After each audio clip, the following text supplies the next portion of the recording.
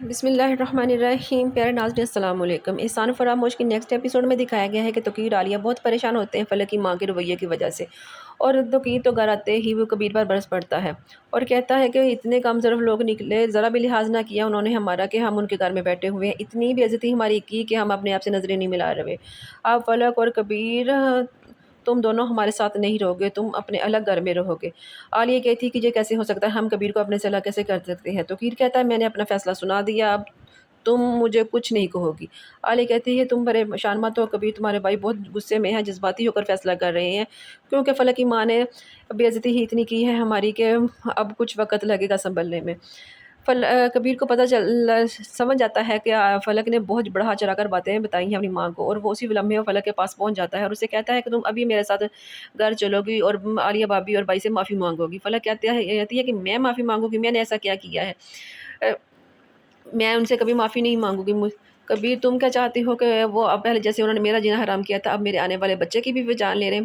فلک اسے اور بھڑکاتی ہے اور غصہ دلانے کی کوشش کرتی ہے تاکہ وہ اس کی ماں جان جائے کہ وہ کتنا اس پر ظلم کرتا ہے۔ وہی ہوا، اس سے بھی بڑھ کر ہوا۔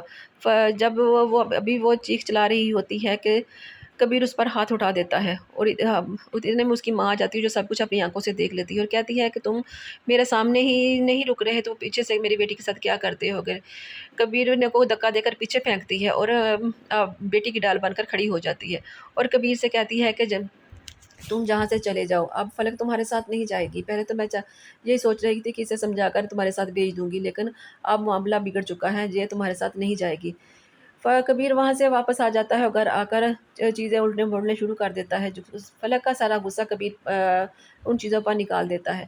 ادھر کبیر کا بھائی توقیر بھی بہت پریشان ہے کہ وہ اپنے بھائی کا گھر کیسے بسائے، کیسے فلک کو واپس لے کر آئے، اور وہ فیصلہ کرتا ہے کہ وہ تمام جائیداد اور گھر اس کے نام کر دے گا تاکہ فلک کا گھر واپس آ سکے اور ان کو دونوں کا گھر بس سکے، تاکہ کل کو ہمارے اوپر بات نہ آئے کہ ہم نے ان کی زندگی برباد کر دی اور اس کا گھر توڑ دیا۔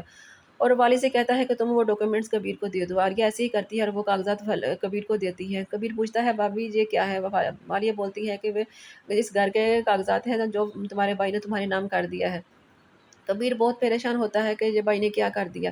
عالیہ تو یہ کہہ کر چلی جاتی ہے تو کبیر سر پکڑ کر بیٹھ جاتا ہے اور سوچتا ہے کہ میری زندگی کا سب سے غلط اور بڑا فیصلہ یہی تھا کہ میں نے فلک کو سمجھنے میں غلطی کی اور اس سے شادی کر لی۔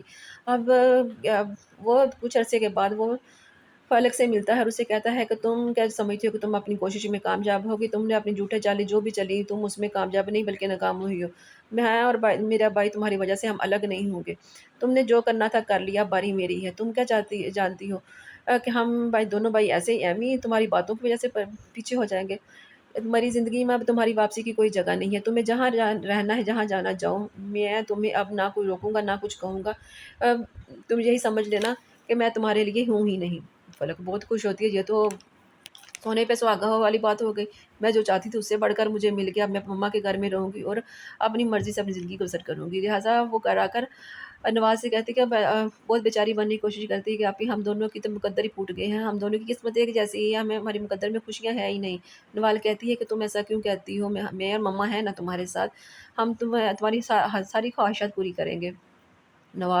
فلک بہت خوش ہوتی ہے اور فلک زندگی ایک دفعہ ضرور لوٹے گی کبیر کی زندگی میں، مگر تب اس کی واپسی کی کیونکہ واپسی کے دروازوں کو خود ہی بند کر چکی ہے، کبیر کی زندگی میں اس کے لیے کوئی جگہ نہیں ہوگی۔